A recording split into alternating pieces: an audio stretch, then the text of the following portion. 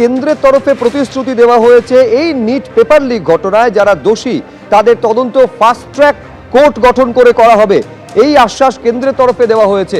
খোদ দেশের প্রধানমন্ত্রী সোশ্যাল মিডিয়া হ্যান্ডেলে এই কথা লিখেছেন। তিনি লিখছেন, কোনো কিছুই আমাদের যুব সম্প্রদায়ের কল্যাণ আর ভবিষ্যতের থেকে গুরুত্বপূর্ণ নয়। প্রশ্ন ফাঁসের তদন্তে আমরা ফাস্ট ট্র্যাক কোর্ট গড়ে অপরাধীদের দ্রুত শাস্তি নিশ্চিত করতে চাইছি। যারা আমাদের যুব সম্প্রদায়ের ভবিষ্যৎ নষ্ট করতে চায় তাদের ছাড়া হবে না।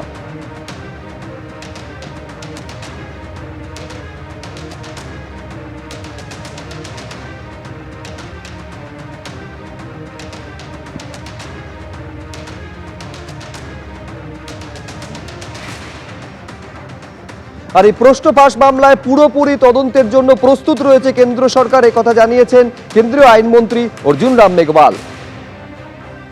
देखिए, आज प्रधानमंत्री ने एक बहुत महत्वपूर्ण निर्णय लिया है कि पेपर लीक के जो मामले होंगे वो फास्ट ट्रैक कोर्ट के माध्यम से उनको ट्रायल होगा, स्पीडी ट्रायल होगा और सजा भी जल्दी होगी,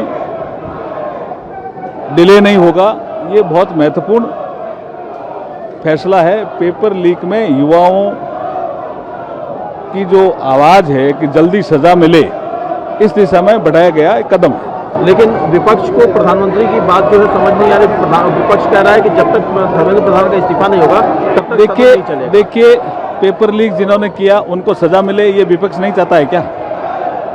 ये विषय কেন্দ্রের তরফে যখন এই দাবি করা হচ্ছে তারা পেপার লিক নিয়ে আলোচনার জন্য প্রস্তুত, তখন সৌগত রায় তিনি বলছেন আগে ধর্মেন্দ্র প্রধানের ইস্তফা আমাদের দাবি রয়েছে এবং তারপর তা নিয়ে আলোচনা। কি বলেছেন দেখুন।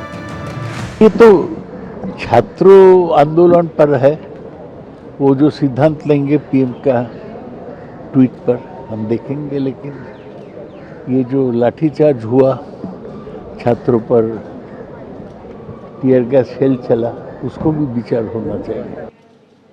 এই নিট প্রশ্নপত্র ফাঁস কাণ্ডে যখন দোষীদের শাস্তির ব্যাপারে ফাস্ট ট্র্যাক কোর্ট গঠন করার কথা দেশের প্রধানমন্ত্রী বলছেন, তখন পাল্টা আক্রমণ শানাচ্ছেন রাহুল গান্ধী এই বলে, আপনিই সেই ব্যক্তি যিনি আমাদের যুব সম্প্রদায়ের ভবিষ্যতের সব থেকে বেশি ক্ষতি করেছেন। আমাদের শিক্ষা ব্যবস্থাকে আপনি দখল হতে ও ধ্বংস করতে উৎসাহ দিয়েছেন। এর জন্য যারা দায়ী তাদের আপনি রক্ষাও করেছেন। পড়ুয়াদের দাবি পরিষ্কার, ধর্মেন্দ্র প্রধানকে বরখাস্ত করুন, ছাত্রদের কাছে দুঃখ প্রকাশ করুন, যারা পড়ুয়াদের উপরে আক্রমণ করেছে তাদের বিরুদ্ধে ব্যবস্থা নিন।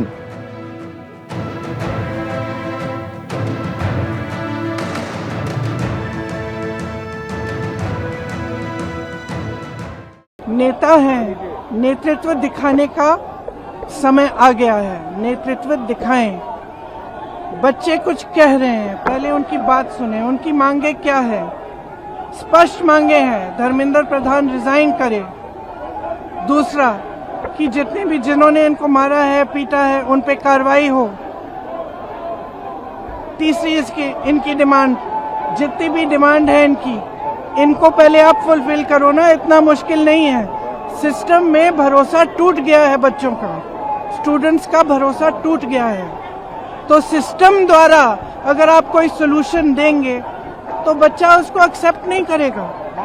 अगर उन्हें सोल्यूशन देना है वो बच्चों की बात सुने, जो बच्चों की मांगे हैं उनको पहले पूरी करें।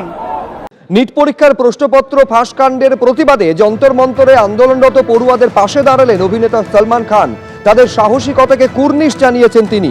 পাশাপাশি তিনি লিখছেন, এই লড়াই শুধু শিক্ষার উন্নতির জন্য, তাই কোনোভাবেই যেন এতে রাজনীতির রং লাগানো না হয়। দৃঢ় অবস্থানে দাঁড়িয়ে থাকা প্রতিটি শিক্ষার্থীর পেছনে রয়েছে একটি স্বপ্ন, একটি পরিবারের আশা ও অসংখ্য ত্যাগের এক পথ চলা, এই বলে পোস্ট করেছেন বলিউড অভিনেত্রী আলিয়া ভাট।